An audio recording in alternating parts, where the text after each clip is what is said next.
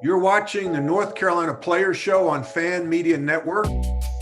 I'd like to welcome back George Lynch, starter on the 1993 North Carolina National Championship team, longtime NBA player. I'm Matt Doherty, former UNC head coach, championship player, 1982 team. Ironically, both of us won championships in New Orleans. Welcome back, George. Thanks for having me, Coach. Yes, sir. Carolina beats Syracuse 81-75 in Chapel Hill. The Heels are now 8-4, 3-2. Their 1,000th regular season ACC game, most of any school, and they have 708 wins in ACC play. You and I were a part of probably almost 300 of them, probably 250. I think I had 117 wins during my 4-year career. Do you remember how many wins you had? No, I never looked at it that way. Hey, wins didn't matter unless I went to the Final Four, won the championship. Yeah. Well, at that point, I think my senior year, I think we had the most wins of any ACC team over a 4-year period at that time, I think. All right, North Carolina beat Syracuse. Give me your quick takeaways from that game last night.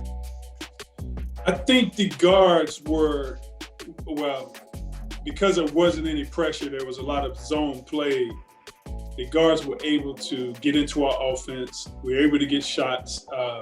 It was funny, the commentators kept saying Carolina's best offense is just to throw it up at the rim and second chance, because we lead the nation in second chance points or highest percentage. And it's kind of one of those games where it can be a confidence booster for the guards, but also kind of misleading because there was no pressure applied to them. But a win is a win. I still think that we got to guard the perimeter better. Leaky Black did a better job in the second half guarding Boeheim. Just hope he can take that initiative more often in more games to come. Yeah. Well, Brooks and Baycott both had double-doubles. Brooks 16 and 10, Baycott 15 and 12. I thought, and to your point, they play a zone. So the good thing is they play a zone and you're not being pressured up the court. You're not forced to try. They didn't really have to run any plays. So now you're playing more instinctually. You're not thinking as much. I thought RJ Davis may have had one of his better games to date. What are your thoughts? Yeah, he looked like the Carolina pure point guards that we had in the past on winning teams. He didn't seem to be rattled. He seemed to give the ball up at the right times. Mm-hmm. And, I think that helped our offense tremendously. Yeah. I thought he did a good job of picking spots, didn't over-penetrate in transition, didn't force as many things. And as a result, we had a team, 18 assists to only 11 turnovers. And he was 1 assist, 0 turnovers, 2 of 6 from the three-point line, 4 of 4. Had a pretty nice stat line with 12 points. Conversely, Caleb Love struggled a little bit. 2 of 10, 1 of 5 from the three-point line, 1 assist, 2 turnovers.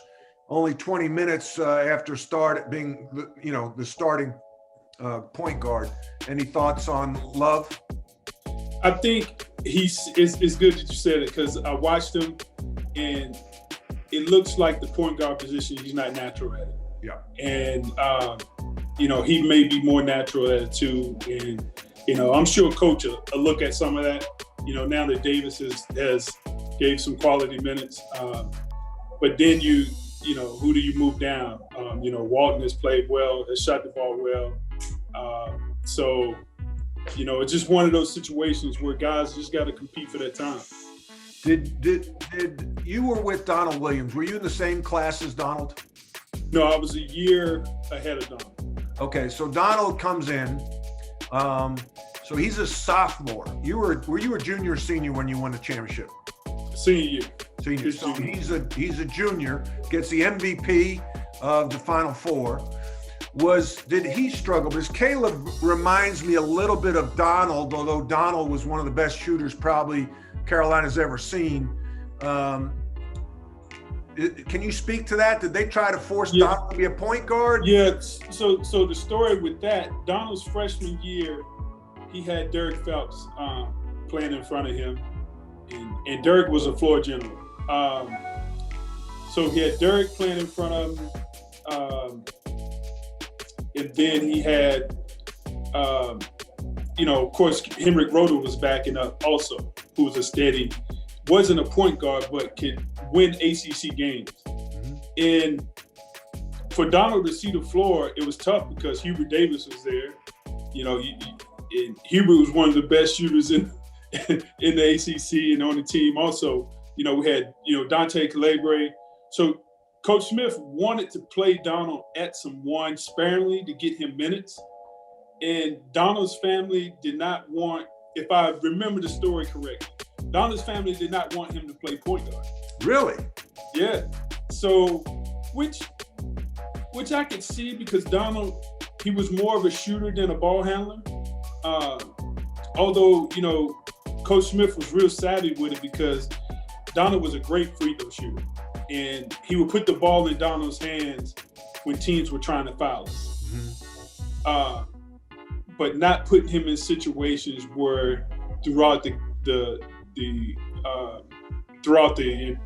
big moments of the game, put him in a position where he would turn the ball over and expose his lack of point guard skills. Mm-hmm. And but Donald's family adamantly did not want Donald playing point guard and was going to transfer him if Coach Smith tried to play him at the point. Wow. Yeah.